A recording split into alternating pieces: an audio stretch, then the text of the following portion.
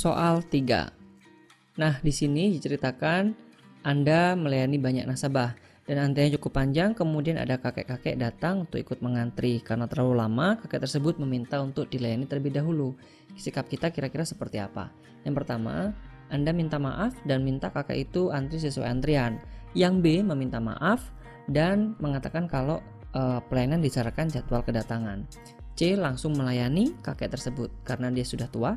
Atau D, melayani kakek tersebut dan memberikan pengertian kepada pelanggan yang lain. Ataukah E, memberikan pengertian kepada yang lain dan lanjut melayani kakek tersebut. Nah, bedanya D dan E itu adalah mana kejadian atau peristiwa yang didahulukan. Yang D itu melayani dulu baru memberikan pengertian, yang E memberikan pengertian dulu baru melayani kakek tersebut. Kalau kita ingat, salah satu asas dalam pelayanan publik yaitu fasilitas dan kebutuhan khusus bagi kelompok rentan. Nah, usia 70 tahun tentu dalam konteks kepantasan dia merupakan usia lanjut ya. Usia lanjut itu berarti dia termasuk dalam kelompok yang rentan, sehingga kita harus mendahulukan atau memberikan fasilitas dan kebutuhan yang khusus. Untuk itu, jawaban yang dibobot dengan poin yang tinggi itu adalah jawaban E, karena dia memberikan pengertian dulu kepada yang lain. Karena kakek ini termasuk dalam kelompok yang rentan dan seterusnya, begitu baru melayani kakek tersebut. Selanjutnya baru ya poin D mendapatkan bobot yang tertinggi nomor 2. Kira-kira seperti itu. Soal 4.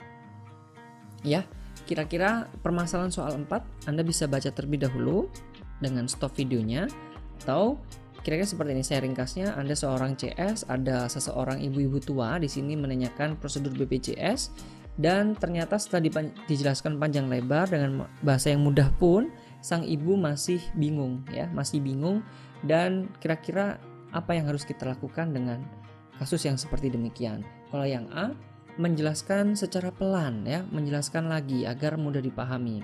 Padahal sudah jelaskan panjang dan lebar, kira-kira seperti itu. Yang B, menjelaskan dengan sabar sembari mengajak ibu untuk tenang terlebih dahulu supaya fokus. Yang C, menjelaskan secara perlahan ya, ini berarti menjelaskan lagi ke ibunya. Terus yang D, meminta ibu untuk memanggil salah satu anggota keluarganya agar Anda bisa menjelaskan hal tersebut kepadanya. Dan yang E, meminta teman Anda yang lebih berpengalaman dalam melayani keluarga pasien yang kebingungan dalam memahami prosedur yang ada.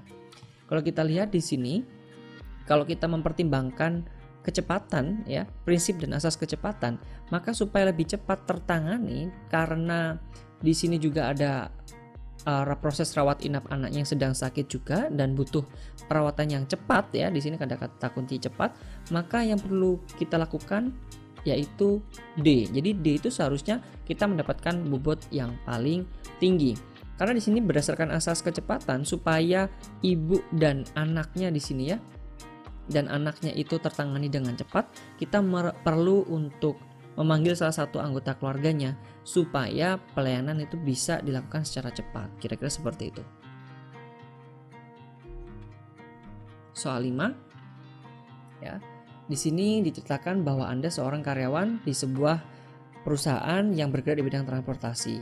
Siang ini akan diadakan sebuah diskusi singkat dengan pimpinan dan semua karyawan diminta untuk memberikan usulan terkait dengan kualitas pelayanan ya. Dan kira-kira sikap Anda apa gitu ya. Oke, kalau yang A, memberikan usulan jika ingin meningkatkan pelayanan, perusahaan harus memenuhi semua hal yang diinginkan oleh pelanggan tanpa terkecuali. Di sini ada semua hal ya. Semua hal konteksnya negatif berarti juga masuk, dan tanpa terkecuali gitu ya. Berarti yang negatif-negatif apapun itu kemauannya harus dipenuhi. Yang B, mengusulkan adanya jalur khusus untuk ibu hamil dan menyusui dan para lansia. Artinya ini mengedepankan fasilitas khusus bagi kelompok rentan. Yang C, mengusulkan agar pada hari libur massal biaya tiket terdiskon hingga 50% sehingga banyak pelanggan yang akan menggunakan jasa perusahaan Anda. Padahal di sini yang diminta adalah peningkatan pelayanan ya, bukan laba ya. Yang D, memberikan usul agar perusahaan menyediakan fasilitas khusus bagi ibu hamil, menyusui dan lansia. Ya, di sini ada jalur khusus, di sini disebutkan fasilitas khusus. Yang E, mengusulkan agar alat transportasi digunakan selalu bersih dengan cara merekrut karyawan baru dengan gaji yang tinggi.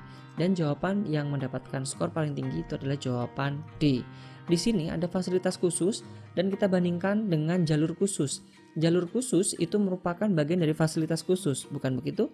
Nah, karena fasilitas khusus ini cakupannya lebih luas, lebih banyak kira-kira nanti program yang akan diimplementasikan, maka poin D itu layak mendapatkan poin yang paling besar atau bobot yang paling besar. Baru peningkatan kualitas layanan kita pilih yang E, agar selalu bersih dengan cara merekrut karyawan dengan gaji yang tinggi.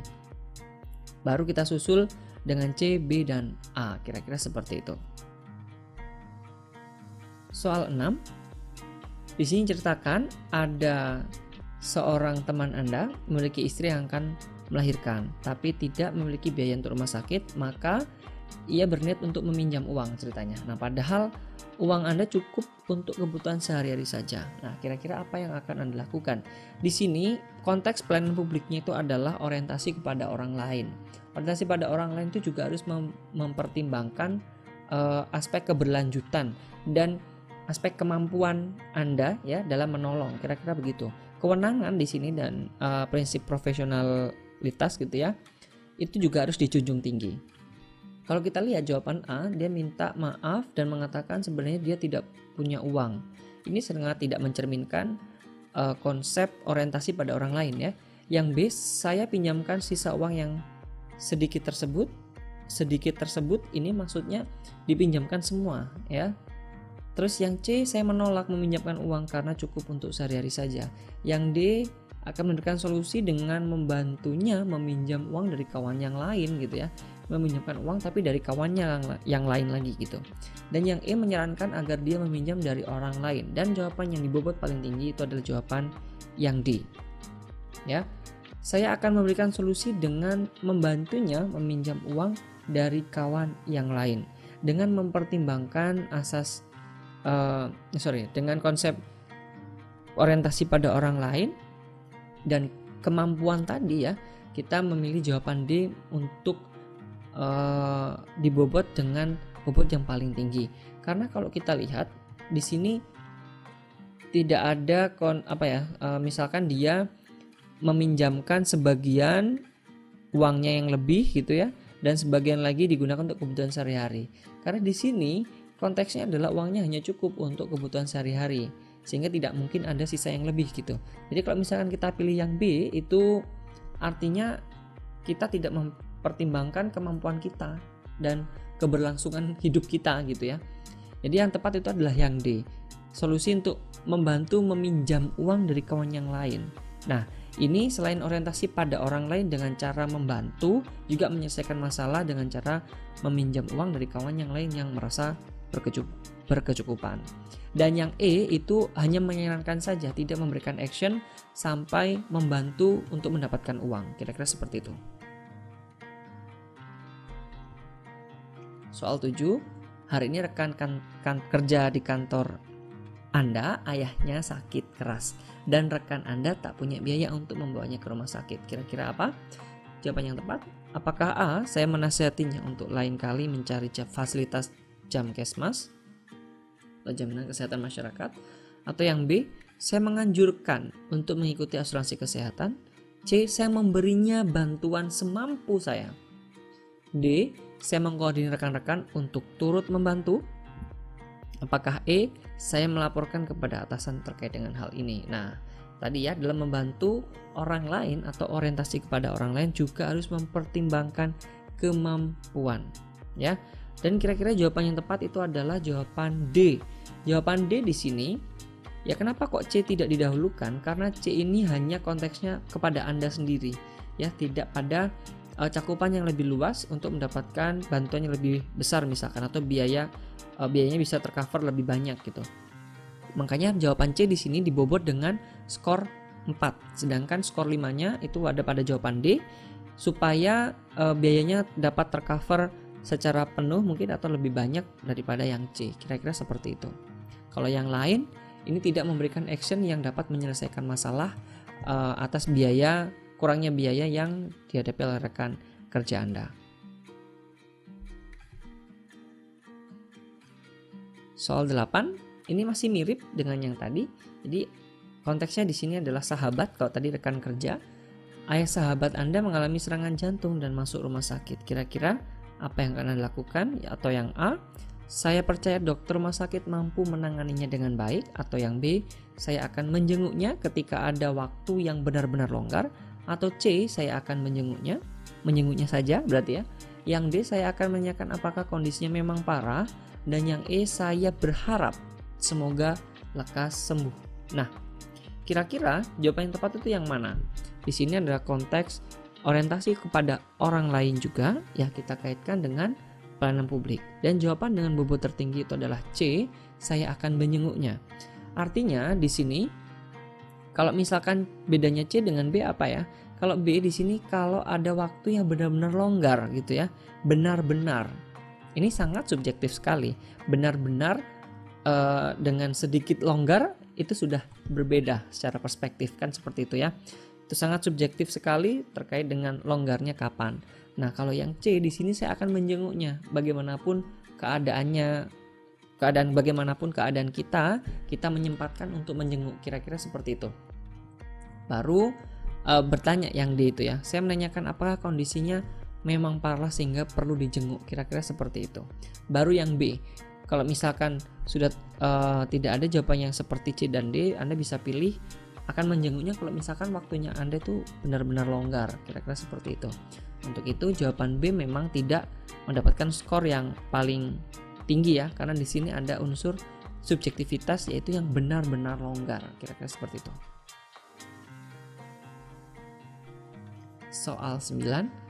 Jika saya bepergian dengan bis kota, apakah A, saya selalu mengajak bicara orang yang duduk di samping saya, ataukah B, saya takut mengajak bicara orang yang duduk di samping saya? C, saya ingin orang yang duduk di samping saya mengajak saya bicara, ataukah D, saya diam saja? Ataukah E, saya tak mau mengajak bicara karena itu bukan urusan saya? Kalau kita lihat opsi E, ini adalah sikap yang apatis. D juga apatis, ya. Yang C, saya ingin orang yang duduk di samping saya mengajak saya bicara, berarti bukan Anda yang memulai ya, kira-kira seperti itu. Yang B juga ini menunjukkan agak apatis ya, karena dia takut ya. Dan paling tepat dan paling tinggi pastinya jawaban yang A, yaitu saya selalu mengajak bicara orang yang duduk di samping saya. Ini terkait dengan apa? Selain konteksnya komunikasi, ini adalah orientasi kepada orang lain.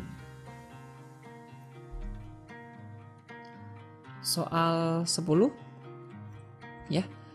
Kira-kira ceritanya seperti ini. Anda adalah seorang front office ya di sebuah instansi pemerintah. Tugas Anda melayani setiap tamu yang datang.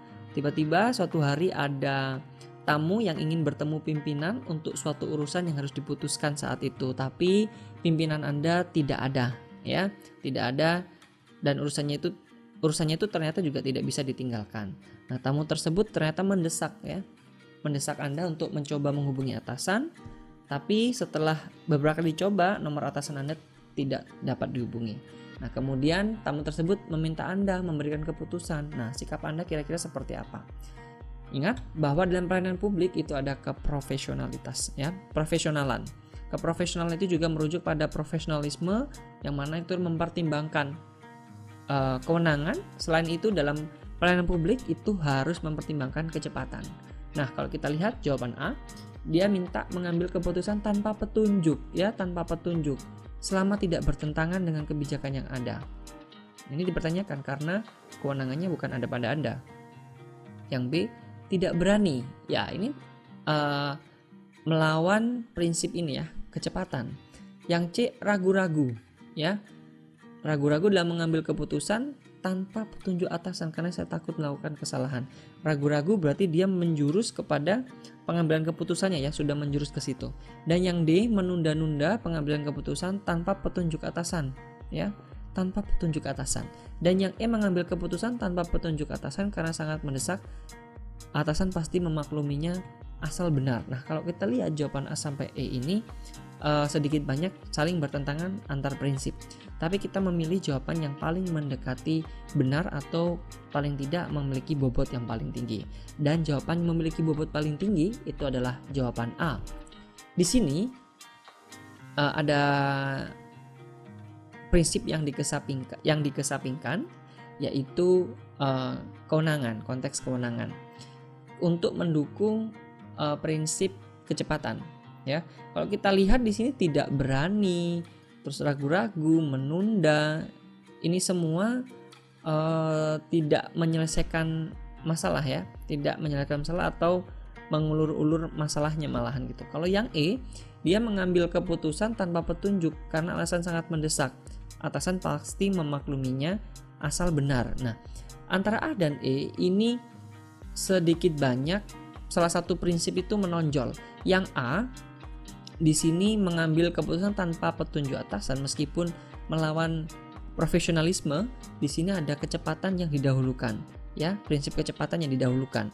Sedangkan yang di E, dia mengambil keputusan tanpa petunjuk atasan karena sangat mendesak. Atasannya pasti memaklumi asal benar. Ini juga melawan atau bertentangan dengan prinsip profesionalisme, tapi selaras dengan prinsip kecepatan. Dan kalau kita lihat memang jawaban A dan E ini lebih tepat yang A atau posisinya lebih tinggi yang A karena di sini asal tidak bertentangan dengan kebijakan yang ada di perusahaan gitu ya. Itu bedanya antara A dan E. Jadi kalau misalkan di sini ada konteks selama tidak bertentangan, ya, selama tidak bertentangan. Di sini mengambil keputusan tanpa petunjuk karena sangat mendesak. Di sini berarti bisa kalau kita pertentangkan antara A dan E, jawaban E itu bisa jadi kalau mengambil keputusan tanpa petunjuk, ya. Meskipun di sini asal benar, bisa jadi bertentangan dengan kebijakan yang ada. Kira-kira begitu. Kalau misalkan kita konteksnya sesuai dengan kebijakan yang ada, tentu itu dianggap benar kan begitu ya. Makanya jawaban A itu dibobot lebih tinggi.